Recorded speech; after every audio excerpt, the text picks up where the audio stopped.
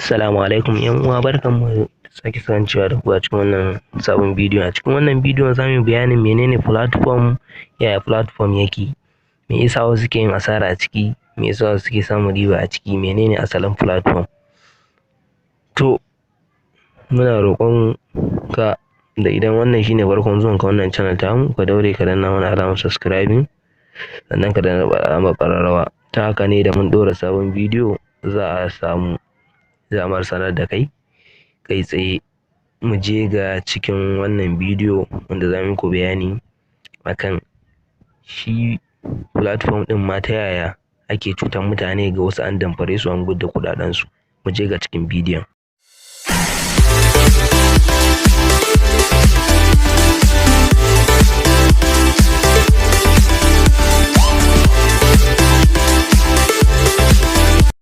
Yauwa, to da farko dai platform ya ƙunshi kenan wani haɗakar ne wanda mutane suke haɗuwa ana gudanar da wani abu domin haɓaka ko a ce taimako gaba ɗaya, a taimaki juna gaba ɗaya. Yadda za a ƙirƙiri wani abu guda wanda za a cimma a kansa ya zama ana yin sa kuma ana rabawa tare. Haka na online dai haka ma'anar take.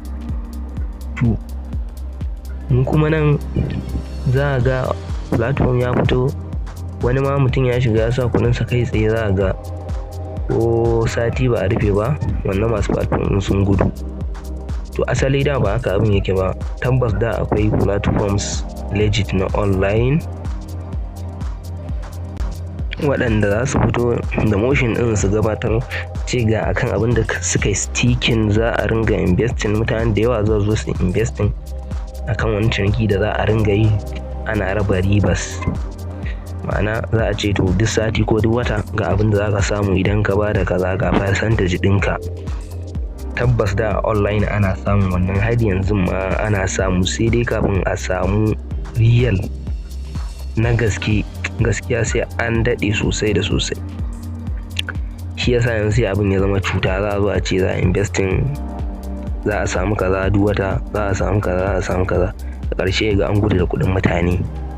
Wasu ma suna shiga ake guduwa su kuma kafin abin nan, sai kuma wasu suka yi kwaikwayon na can za su zo su yi wata biyu, za a zo za a yi kaza, za a yi kaza, za a yi kaza, za a zo ana da sa kuɗaɗe, wasu suna cirewa suna shikenan wannan platform mai kyau ne, ta sharing ga yan uwa. Dole sai mutane sun sa kuɗaɗe da yawa sai ga kuma an gudu. Ponzi shame kenan, su ne wanda ake cewa Ponzi shame, ma'ana masu cutar, masu ci da gumin wasu, da kuɗin wasu ke yin kuɗi su. Za a zo a sa target adadin kaza ake bukata, za a zo a ce duk wanda ya gayyato za a baka kaza, za a baka kaza, za a baka kaza. Alhalin nan kwa daman kawai an shirya cutar mutane ne. Duk wanda ya gayyato a cikin kuɗin da ya sa za a ɗauka a biya ka. To haka abin yake. Sai dai akwai kuma waɗanda suke zuwa, za ka ga mostly su suke fitar da kuɗaɗen. Ɓangaren tura sun fi zuwa da irin wannan, ma'ana a ce za ka iya yin withdraw, za ka iya withdrawing ka samu kuɗi kai, wato ka fitar ba tare da ka sa wani kuɗaɗe ba. Sai ana buƙatar gayyato mutum kaza, gayyato mutum kaza. To ɓangaren tura sun fi kaya irin wannan. Mu kuma yanzu da muka gano irin wannan abin da za ka yi withdraw ko baka sa ba, to shine sai mu haɗu gaba ɗaya, kuma sai a ringa rama abin da aka yi mana a can baya, a samu kuɗi ba tare da ko sa ko sisin ka ba. Akwai irin waɗannan platform ɗin wanda aka suna ta raba kuɗaɗe, wanda ko da baka sa kuɗi ba ka yin withdraw. Kamar wani wanda ya fito kwanan ya ɗan daɗe sosai gaskiya, US Cloud Miner. Mutanen mu da yawa sun cire kuɗaɗe a ciki ba tare da sun sa ba, kawai inviting ne, ma'ana na mining. Shi kuma sai suka bullo ta nan, za ga yanzu sun fara kokoma nan. Mining ne na USDT ko na Bitcoin ko na abu, za ka sa ga abin da aka ringa samun fara. Cewa a sa kuɗi, to amma kuma babu amfanin sa kuɗin. Mu yanzu mun riga mun yi hankali, kan wage ya waye. Ba ma sa kuɗaɗe a cikin dai irin wani platform yanzu, sai dai idan na kyauta ya fito kamar irin waɗannan, ake ba mutum shawara da ya samu ya kwashi rabansa kawai.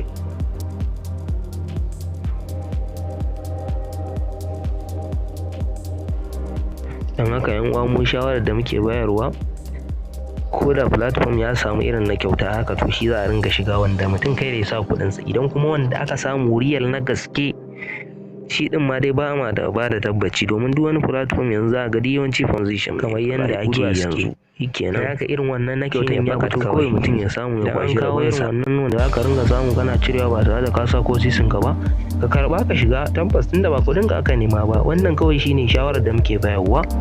Sannan Allah ya da shi ma cryptocurrency za mu ringa tsakuro su abubuwan muna zuwa muna buɗe wa 'yan uwa muna nusar da su abin da ya shafi bitcoin da sauran coins ethereum, litecoin, bnb, bitcoin cash, solana, ada, cardano duk gasu nan da yawan Allah ya so wannan za mu ringa tsakuro wani abin muna yin wa 'yan uwa bayani yadda za a gane abin kasuwanci ne mai kyau da sosai Allah ya bayan uwa saboda kama tsawaita bidiyon nan za mu dakata da wannan bidiyo sai Allah ya kai bidiyo na gaba insha Allah wanda mu zo da ƙarin wani haske game da wani abin da ya shafi online. Kada ku manta ku mana danna wani alamar karrawa ta yadda za a sanar da ku wani bidiyo da zarar mun dora. Mun gode.